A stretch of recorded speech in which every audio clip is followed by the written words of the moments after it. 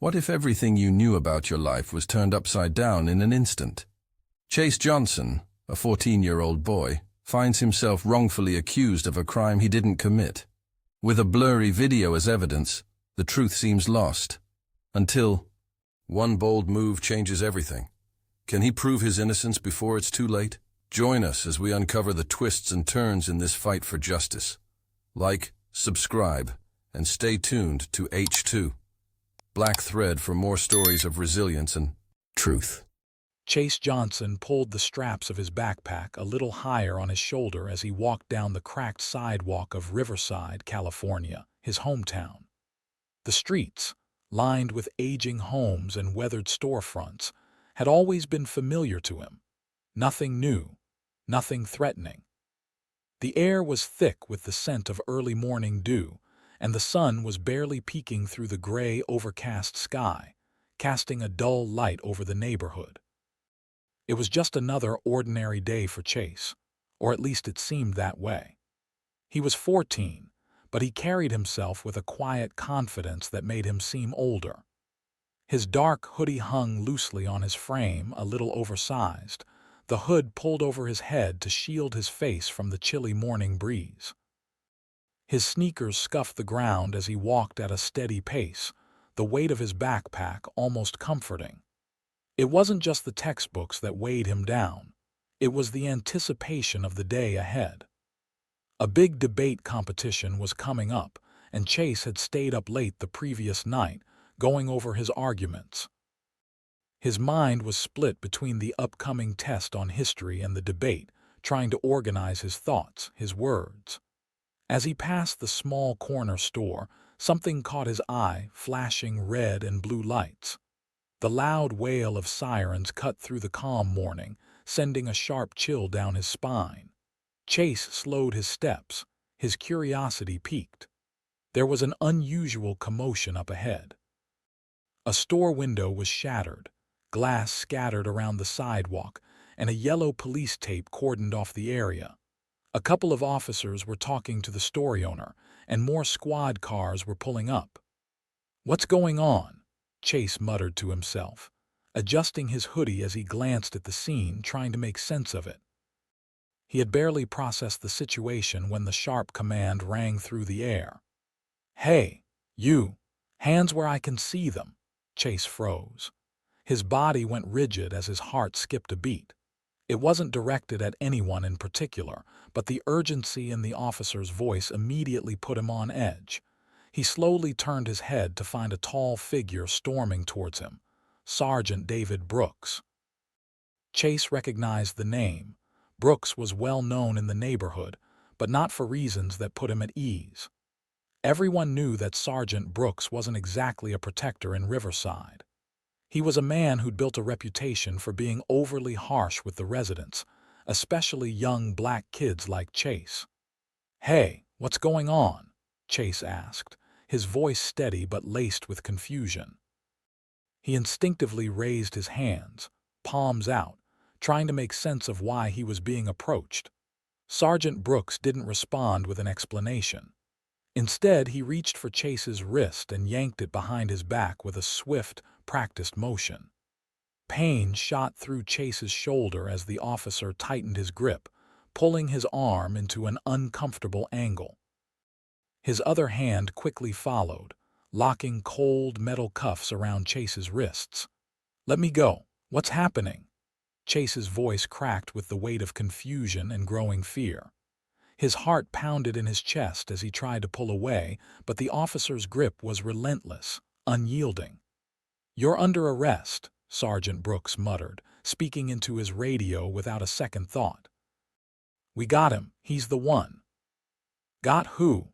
Chase managed to say, the reality of the situation dawning on him. His mind raced with questions. He had done nothing wrong, nothing to deserve this. He had just been walking to school like he did every day. The officer didn't answer. Instead, he shoved Chase toward the squad car, dragging him forward with rough, calculated steps. The cold metal of the cuffs bit into Chase's wrists, and every small movement sent a sharp pain through his arms. His sneakers scraped against the pavement, and the crowd that had begun to gather murmured in confusion, some people pulling out their phones. But no one stepped forward to help. "Look, I didn't do anything," Chase said, his voice rising with panic. "I was just walking to school." "You match the description," Brooks said, as if that settled everything. He shoved Chase toward the back of the squad car. "What description? I've been walking. How could I be involved in this?" Chase demanded, his voice shaking, though he tried to keep his tone steady. Brooks ignored him, opening the door of the squad car and pushing Chase inside. The door slammed shut behind him with a finality that echoed in Chase's ears. As the sound reverberated in the small space, the reality of what was happening hit him hard. He was being arrested. He was being treated like a criminal. But he hadn't done anything. All he'd done was walk to school. The interior of the squad car smelled like sweat and old leather, the air stale and heavy. Chase sat rigid, his back pressed against the cold metal of the seat, his wrists still bound in the painful cuffs. Every tiny movement sent shocks of discomfort through his arms. His heart raced, the adrenaline pumping in his veins, but all he could think about was how unjust it felt. How could anyone believe that he had anything to do with this? The ride to the police station was short, but for Chase, it felt like an eternity. The officer sitting up front barely spoke, his focus solely on the road ahead. The radio crackled with static, but there was no conversation, no attempt at explanation. Every bump in the road seemed to jolt Chase deeper into a nightmare he couldn't escape from. When they arrived, Chase was yanked out of the car and herded into the building. The fluorescent lights overhead flickered, buzzing like an ominous warning. The room was cold, a chill that seeped into his bones. He was shoved into a metal chair, his wrists still bound as the officer took his fingerprints. His shoes were removed, his laces confiscated, as if he were a dangerous criminal. The cold weight of the situation pressed down on him. "Your mom's been called." The officer's voice was flat, like this was just another day, just another teenager who'd ended up on the wrong side of the law. Chase swallowed hard, a lump forming in his throat. His mother, Lorraine Johnson, was the one person he didn't want to see worried. She worked 2 jobs just to keep them afloat, and the thought of her being dragged into this mess twisted something deep in his chest. Minutes passed, an hour, then another, but it felt like time had stopped altogether. Every second that ticked by seemed to stretch into infinity, the weight of his situation sinking deeper with each passing moment. Finally, the heavy door swung open. Lorraine rushed in, her eyes frantically searching the room for her son. The moment their eyes met, her expression softened, relief flooding her face. But that relief was short-lived. "Where's his lawyer?" Lorraine's voice was sharp, filled with a fire that Chase knew all too well. She wasn't the type to back down, especially when it came to her son. Sergeant Brooks stepped into the room, his arms crossed. His badge glinted under the fluorescent lights. "We have surveillance footage that places him near the crime scene," he said coolly. "A store was broken into. Stolen tools damage. He fits the suspect's description." Lorraine's nostrils flared as her anger simmered beneath the surface. "And what's that description?" "Dark hoodie, sneakers, and black skin," she demanded, her voice steady but filled with rage. Chase watched as his mother's fists clenched at her sides, her jaw tightening. She was trying so hard to stay calm, but he could see the fury in her eyes, the need to protect him. He wanted to tell her everything would be okay, but at that moment, he didn't even know what would happen next. He was caught in a system that had already made its decision.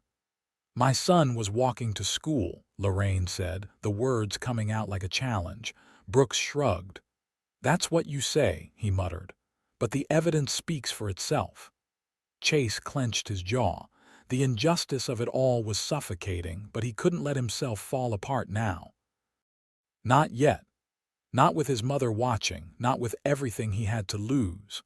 Chase sat in the cold metal chair, his wrists still shackled in handcuffs. The fluorescent lights above flickered intermittently, casting a harsh, sterile glow over the small, dimly lit room. The ticking of the clock on the wall seemed to echo through the silence, each second stretching out like an eternity. His palms were slick with sweat, his heart racing. He could feel the weight of the situation pressing on him, suffocating him. How had everything turned so wrong so quickly? The door creaked open and a figure stepped inside, Sergeant David Brooks, the officer who had arrested Chase just hours ago. His face was cold, impassive, and he didn't even bother to glance at Chase before he sat down across from him. A thick folder was placed in front of him with a dull thud, and he opened it with the same mechanical motion, his eyes scanning the papers inside. "We've got enough on you," Brooks said flatly, his voice devoid of any empathy. "You were seen near the store when it was broken into, and that security footage puts you right at the scene." Chase's chest tightened as he stared at the officer, trying to understand what was happening.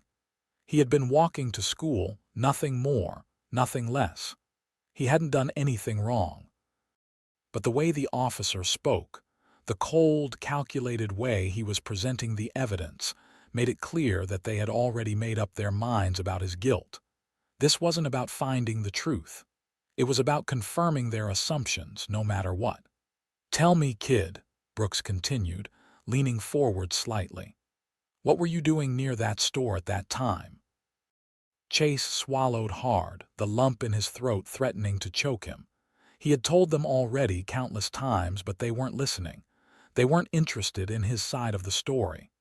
"I was just walking to school," he said again, his voice steady, though the weight of frustration and fear was beginning to crack through.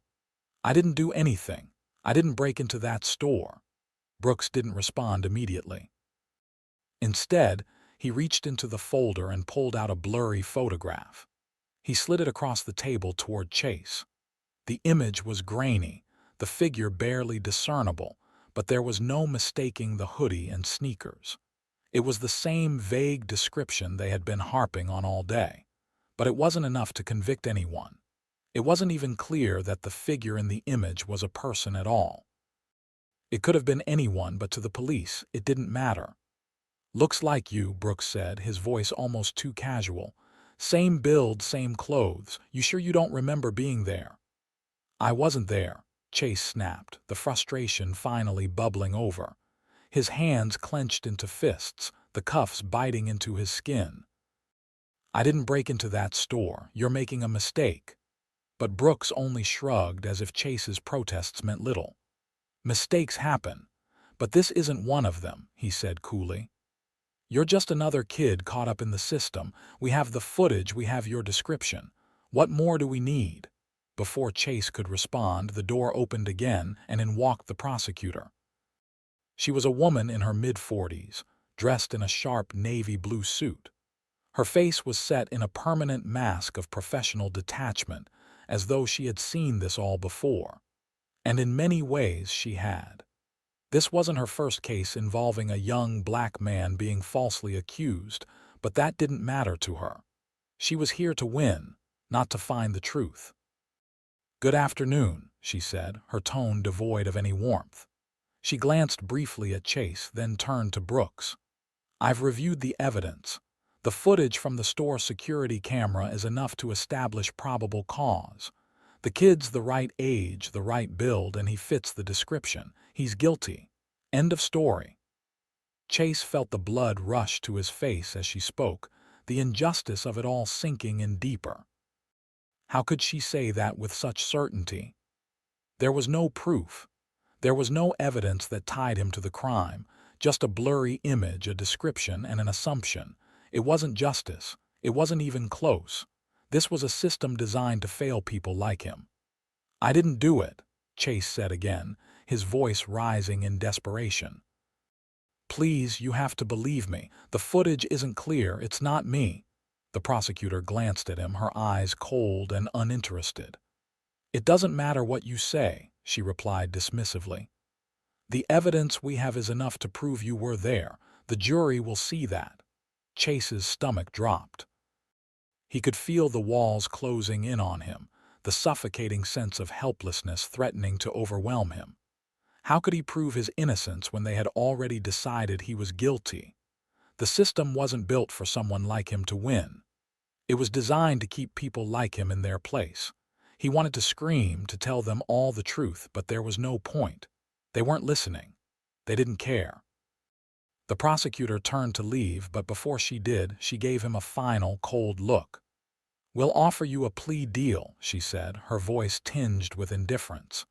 "You plead guilty and you avoid a trial, probation, community service.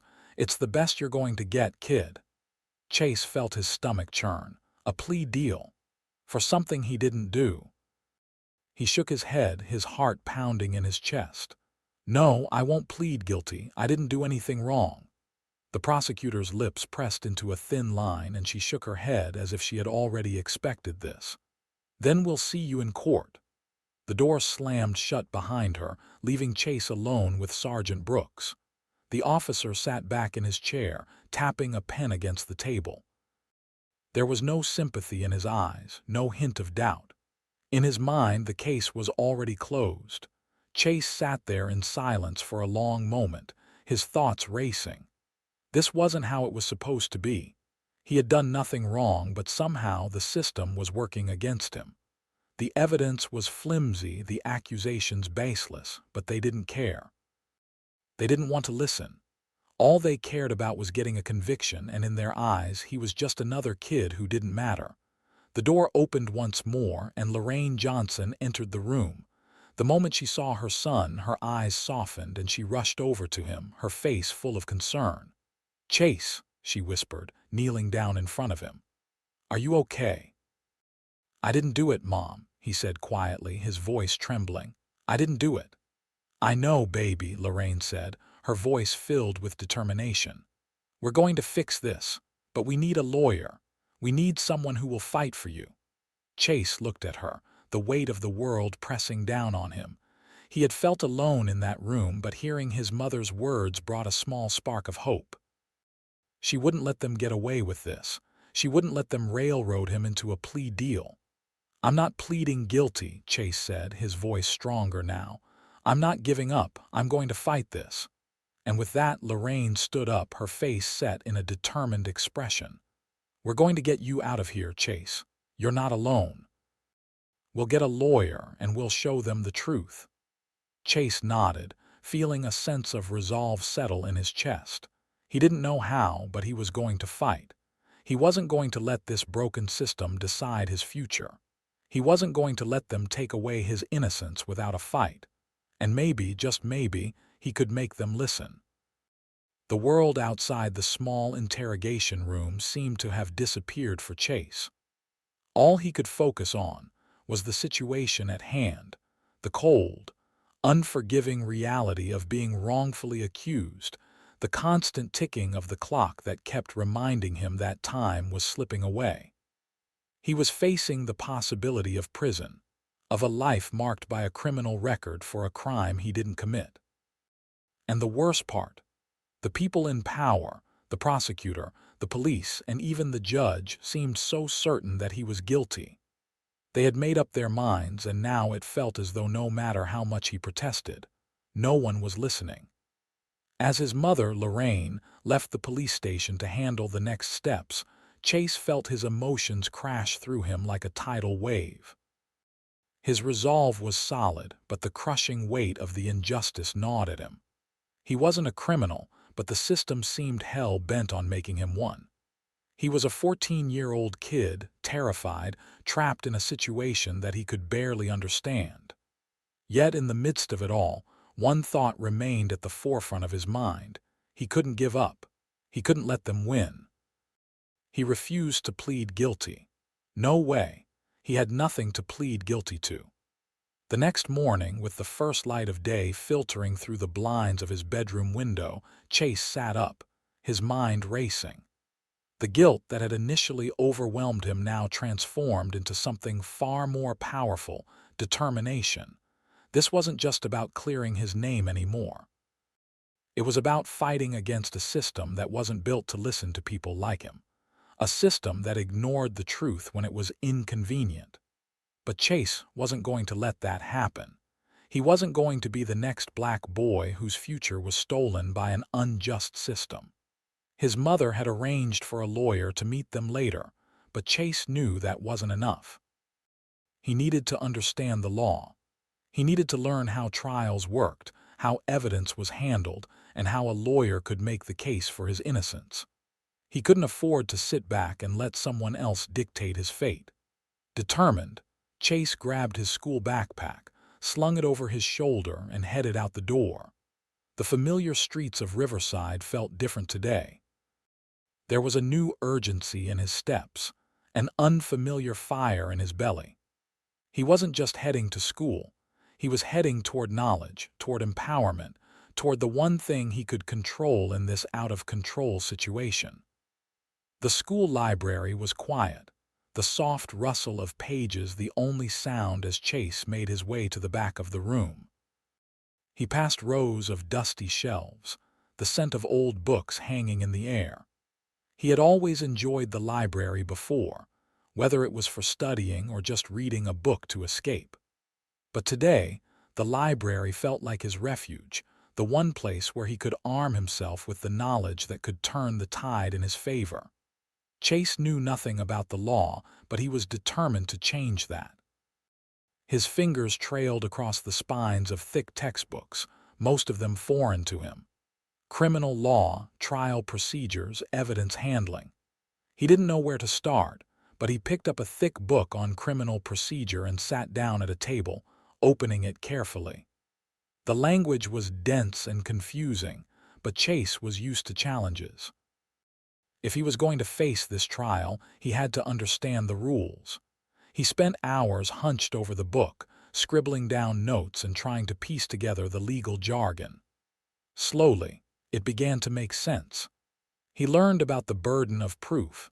The prosecution had to prove he was guilty, not the other way around. He learned about evidence, how it had to be handled carefully and preserved, or else it could be thrown out. He read about chain of custody, about witness testimony, and how everything had to be scrutinized in order to avoid wrongful convictions. But there was one thing he still didn't fully understand. How could he use all of this information? How could he present this in court? He had no idea how to argue his case, how to ask the right questions, or how to make the jury see the truth. That's when a voice broke through his thoughts. "You looking for something specific?" Chase glanced up, startled. A man stood in front of him, probably in his late 40s.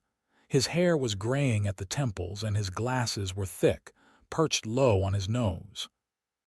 He wore a cardigan over a faded button-up shirt, and there was something about his demeanor that made him seem like he had all the time in the world. I'm just reading about criminal procedure," Chase stammered. "I need to learn about trials." The man's expression softened. "I see. Well, you've picked quite a book for a beginner. You planning to become a lawyer or something?" Chase hesitated for a moment, unsure how to explain. "No, not exactly. I'm trying to learn how to defend myself. I've been accused of something I didn't do, and I need to understand how this whole system works." The man's eyes sharpened with interest. He pulled out the chair across from Chase and sat down. "I'm Mr. Thompson," he said, "and I think I can help you." Over the next hour, Mr. Thompson guided Chase through the basics of courtroom strategy. He explained how cross-examination worked, how to ask questions that would create doubt in the minds of the jury. The goal of cross-examination is to challenge the credibility of the witness, to show that their testimony is unreliable or inconsistent, Thompson explained. You don't just want to ask yes or no questions. You need to ask questions that force them to reveal contradictions, to get them off balance. Chase listened intently, scribbling notes in his own notebook. Mr. Thompson helped him break down the steps of a trial, how the prosecution would present its case first, how the defense would follow. "The key," Thompson said, is to remember that your goal isn't just to prove your innocence. It's to create doubt. Reasonable doubt. If the jury has any doubt about your guilt, you walk free. Chase absorbed the information like a sponge. For the first time since his arrest, he felt a glimmer of hope. He had a plan. He might be just a kid, but he could fight. He could stand in that courtroom and show the jury the truth. He could make them see what the prosecution was too blind to understand. Thompson also helped Chase understand the importance of witnesses, how they could be called to testify on his behalf, to provide an alternate version of events, to contradict the police officer's testimony. He talked about documenting everything, getting a record of every detail, every fact that could be used to challenge the prosecution's case. Every piece of evidence, every discrepancy, every inconsistency, they all mattered. "I know it sounds overwhelming," Mr. Thompson said, "but you've got this. You just need to stick to the facts. Don't get emotional, don't let them rattle you. The truth is on your side." By the end of the day, Chase felt as if a weight had been lifted from his shoulders. He wasn't powerless anymore. He might have been just one person, but armed with knowledge, he could take on the system that had wronged him. He could expose the holes in their case, the flaws in their accusations, and prove to everyone that he wasn't the criminal they were trying to make him out to be. As he left the library, notebook in hand, Chase felt a fire igniting inside him. The road ahead was still uncertain and the battle wasn't going to be easy. But he was ready. He would fight, not just for his own future, but for the truth. He wouldn't let them silence him. He wouldn't let them break him. The trial was coming and Chase Johnson was prepared. The courtroom was suffocating. The air was thick with tension. Every breath felt heavy, like it was pressed down by the weight of everyone's expectations. Chase Johnson sat in the defendant's seat, his heart thumping in his chest, each beat a reminder of the battle he was about to face. He couldn't help but feel small, just a 14-year-old kid, accused of a crime he didn't commit, facing down a legal system that didn't care to listen to his side. But this was his fight. This was his chance to stand up for himself, and he wasn't going to let them take it away from him. He had worked tirelessly to prepare, staying up late into the night with his notes, studying the law, rehearsing his defense. He had learned about the burden of proof. The prosecution had to prove he was guilty, not the other way around. They didn't have enough, not nearly enough. As the judge, a middle-aged man with silver hair, entered the room, everyone stood in unison. The gavel slammed down and the room fell silent. The trial had begun. Chase's lawyer, a weary-looking public defender who had barely paid attention to him during the pretrial meetings, gave him a half-hearted smile and nudged him to sit up straighter. Chase barely noticed. His mind was elsewhere, focused entirely on the task at hand. The prosecutor, a woman in a navy blue suit with sharp features, stood and began to speak. Her voice was authoritative, cold, with the practiced cadence of someone who had done this 1,000 times. "Your Honor, ladies and gentlemen of the jury," she began, "the evidence is clear. The defendant was seen near the scene of the crime. We have security footage that places him at the location at the time of the robbery. The suspect was wearing a dark hoodie, sneakers, and was approximately the same build as the defendant. Sergeant Brooks, a respected officer with over 20 years of experience, made the arrest based on probable cause, and his testimony confirms the defendant's involvement." The prosecutor turned toward the jury, her eyes scanning each member as she spoke. "The facts speak for themselves. This case is not complicated. We have the evidence, we have the witness testimony, and we have the defendant's presence at the scene. We ask that you find the defendant guilty." Chase's stomach churned. He wanted to stand up and shout at the prosecutor, to tell them all that this was wrong, that he was being accused for no reason at all. But instead he sat silently, his palms sweating, gripping the edge of the table. His lawyer gave him a pat on the back, muttering something about staying calm. The prosecutor's words hung in the air, and Chase felt as though they were suffocating him. This wasn't the truth. None of it. But how could he prove it? How could a kid like him go up against all this? This so-called evidence, this system that was supposed to protect him, but instead seemed to be condemning him without a second thought. The prosecutor's next move was to present the security footage, and the large screen at the front of the courtroom flickered to life. A grainy image appeared, a figure in a hoodie moving quickly across the screen. The video was so unclear that it was nearly impossible to make out any distinguishing features.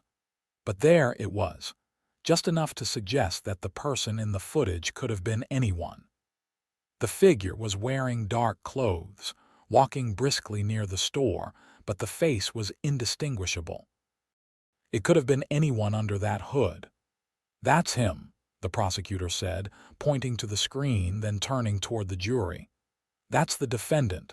This is the security footage that clearly shows him at the scene of the crime." Chase's heart sank. This wasn't fair. The footage didn't show him. It didn't show anyone. It was a blurry mess, an unreliable snapshot of an ordinary day. But the prosecutor was using it as if it was conclusive proof. His mind raced, recalling everything he had learned from Mr. Thompson. He couldn't just sit back and hope the jury would see the truth. He had to make them see it. He had to fight back. Taking a deep breath, Chase stood up. The room seemed to quiet even further as he took a step forward, his voice calm but determined. "Your Honor, if I may speak," he said, his voice carrying across the courtroom. The judge, an older man with deep lines around his eyes, nodded slowly. "Proceed." Chase turned to face the jury. He could feel their eyes on him, some with skepticism, others with curiosity. But he couldn't let them intimidate him. Not now, not when it mattered the most. "The footage you just saw doesn't prove anything," Chase began, his voice steady. "It's blurry, unclear, and doesn't show anything that can definitively identify me as the person near the store. Yes, I was walking to school that day. But that doesn't mean I'm the person in the video. It could be anyone." He paused, gathering his thoughts before pressing on. "In fact, there's something very important that none of you have noticed." Chase took a deep breath and pointed toward the screen. "The suspect in that footage is taller than I am. I'm 5'4", and the person in that video is at least 5'9". There's a significant difference in height, and that's not something the prosecution has addressed." A murmur rippled through the courtroom, and the prosecutor's face tightened. She shot a glance at Sergeant Brooks, who shifted uncomfortably in his seat. It was clear that they hadn't expected this argument. "I know I'm only 14, Chase continued, his confidence growing with each word. "But I know what I look like, and I know what I'm capable of. The person in that video is not me." The prosecutor opened her mouth to speak, but Chase wasn't finished. He had one more piece of evidence to present. "I also want to point out something else," Chase said, turning slightly to face the jury and then pointing to himself. "This hoodie, the one I was wearing that day, it has a tear in it." He lifted his sleeve to reveal a small but noticeable rip near the shoulder. "I've worn this hoodie every day since the incident, but the person in that video, if you look closely, they don't have a tear like this. It's not there. How could it be? If I was the person in the video, you'd see it." The room was silent now. Chase's heart pounded in his chest, but he stood his ground, his eyes scanning the jury, looking for any sign that they were starting to see what he saw. The prosecutor's face twisted in frustration, but she held her composure. She turned toward Sergeant Brooks, as if seeking validation for her argument, but even he seemed unsettled by the height discrepancy. He shifted again, avoiding eye contact with the jury. Chase knew he had them on the ropes. They couldn't deny what he had just shown them. The video didn't prove anything. The description was vague. The arrest was based on assumptions, not evidence. And now, with the height difference and the tear in his hoodie, there was doubt. Real doubt. "I'm not asking you to take my word for it," Chase said, his voice growing stronger. "I'm asking you to look at the evidence, to look at the facts. The prosecution can't prove I was at that store. They can't prove anything." The prosecutor's lips tightened, but she said nothing. Sergeant Brooks, meanwhile, seemed to shrink in his seat, his usual confidence replaced by uncertainty. Chase turned back to the judge. "Your Honor, I ask that you allow the jury to consider the facts, not the assumptions. The evidence is not clear. There's too much doubt." The judge nodded slowly, his expression unreadable. "Thank you, Mr. Johnson. We'll now proceed with the defense's argument." As Chase returned to his seat, his heart was still pounding, but a wave of relief washed over him. He had done it. He had fought back. He had taken control of his own fate. The battle wasn't over, but for the first time he felt like he had a real chance. The jury was listening, and that was all that mattered. The courtroom was heavy with silence as the judge looked down at the members of the jury. It was almost as if time had stopped, the weight of their decision hanging in the air, suffocating everyone present. Chase sat in his seat, his back straight, his palms pressed against his knees, his entire body tense with anticipation. His mind raced, but he didn't allow himself to panic. Not anymore. Not after everything he had fought for to get here. It had been a long, grueling trial. The prosecutor had thrown everything she had at him, the blurry security footage, the supposed witness testimony, and the unshakable confidence of Sergeant Brooks. But now, the truth was on his side. He had exposed the cracks in their case, the holes in their assumptions, the flaws in the so-called evidence they had presented. And as the judge turned his gaze back toward the jury, Chase couldn't help but wonder if they saw it too. "Ladies and gentlemen of the jury," the judge said, his voice calm but firm, "you have heard the arguments, you have seen the evidence, it is now time to deliberate." The room remained eerily still. The foreman of the jury rose to his feet, taking a deep breath before addressing the judge. "Your Honor, we have reached a verdict." Chase's heart skipped a beat. His palms were slick with sweat, his thoughts swirling in a whirlwind of uncertainty. But he couldn't let himself lose hope. He had come this far. He had fought for his innocence, and now all he could do was wait for the truth to be acknowledged. The foreman cleared his throat. "On the charge of burglary, we find the defendant, Chase Johnson, not guilty." A rush of relief flooded through Chase, so overwhelming that it almost knocked the breath from his lungs. His eyes darted toward his mother, Lorraine, who sat in the row behind him. Her face was a mixture of shock and joy, her hands clasped tightly together as she held back tears. Chase wanted to turn around to tell her that everything was going to be okay, but the room was still spinning. He was free. He was innocent. But the fight wasn't over. The judge's gavel came down with a decisive thud, signaling the end of the trial. The prosecutor stood, her face pale with frustration, as she glanced toward Sergeant Brooks, who seemed to shrink in his seat. The look on his face was one of defeat, something Chase had longed to see. But there was still more to come. The judge turned to face the prosecutor and Sergeant Brooks. "After reviewing the evidence presented in this case, I am instructing the district attorney's office to open an internal investigation into the actions of Sergeant Brooks. His handling of this case raises serious questions, and I believe it is necessary for the integrity of the department that his conduct be examined." Chase could hardly believe his ears. Sergeant Brooks, the man who had wrongfully accused him, who had arrested him without cause, was now under investigation. It was the justice he had fought for, but hearing those words spoken aloud made it feel all the more real. The prosecutor opened her mouth to protest, but the judge silenced her with a single gesture. "This court has seen enough to question whether Sergeant Brooks should remain in his position. The investigation will proceed, and any further misconduct will not be tolerated." Chase could feel the weight of the words settle into the room. He was free, but there was more to be done. The corruption that had led to his wrongful arrest was far from over, and he wasn't going to stop now.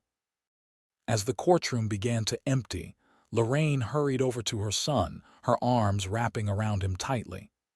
"You did it, baby," she whispered, her voice thick with emotion. "I'm so proud of you. You're so brave."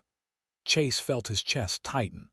The relief that had surged through him just moments ago now mixed with a rush of gratitude and love. His mother had been there for him every step of the way, no matter how difficult things had gotten. And now he had proved to her, to himself, and to everyone in that courtroom that the truth had power. But even as his mother held him, Chase couldn't shake the feeling that this victory was only the beginning. He had won his case, yes. But he knew that the fight didn't end with his acquittal. The system that had tried to convict him was still in place, still operating the same way it had before, systematically targeting kids like him, kids who didn't have the resources or the knowledge to defend themselves. As they made their way out of the courtroom, the sound of reporters' cameras snapping and microphones thrusting toward him felt overwhelming. Chase had never been in the spotlight like this before, and he didn't know how to handle it. But as a reporter asked him how it felt to prove his innocence, he found the words that he hadn't been able to speak until now. "It feels good," he said, his voice steady, though his heart was still pounding in his chest.